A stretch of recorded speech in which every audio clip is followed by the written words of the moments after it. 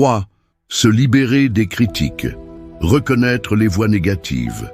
Reconnaître les voix négatives est essentiel pour naviguer dans la vie spirituelle et émotionnelle. Ces voix peuvent provenir de diverses sources, y compris notre propre esprit, les opinions des autres, ou même des influences extérieures.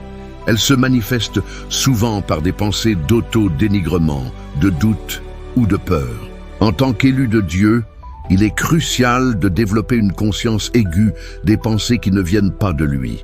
Cela nécessite une introspection honnête et une volonté de discerner ce qui est véritablement en accord avec notre identité divine.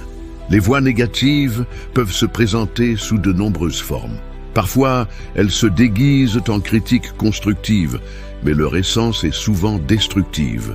Ces voix peuvent nous faire croire que nous ne sommes pas assez, que nous ne sommes pas dignes de l'amour de Dieu, ou que nous n'avons pas les capacités nécessaires pour accomplir notre destinée.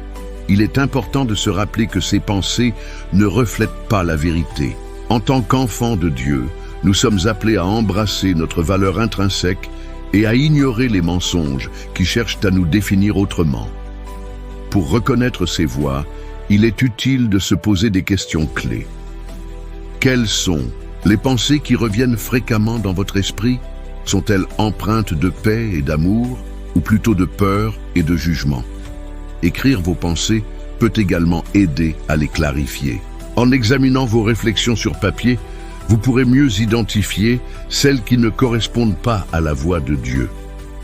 Cela fait partie d'un processus de purification mentale, où nous apprenons à rejeter ce qui ne sert pas notre croissance spirituelle.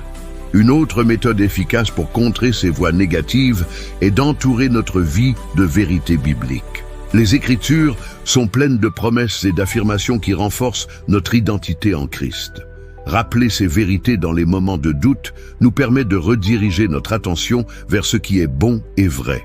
Par exemple, se souvenir que Dieu nous a choisis et que nous sommes précieux à ses yeux peut transformer notre perspective et nous aider à ignorer les voix qui tentent de nous abattre.